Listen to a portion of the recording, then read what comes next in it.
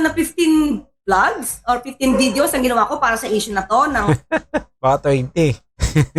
kanyang solar firms. Hindi po yan totoo. Po, unang-una po, nagsimula lang po si Yusek Castro sa kanyang mahigit 20 episodes na tungkol sa akin matapos kong ibinunyag na hawak ko ang files mula kay Yumaong Yusek Cabral.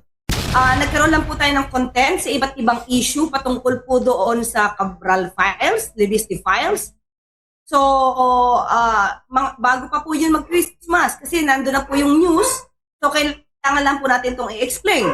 So, kasama po yun. So, kung ina-explain lang po natin at wala namang malisyoso tayo sinasabi, siguro kailangan natin ipatiwanag sa taong bayan through my vlog. Ang nakakalungkot, siya po ay hindi lang kahit sinong vlogger. Siya po ay spokesperson ng ating gobyerno.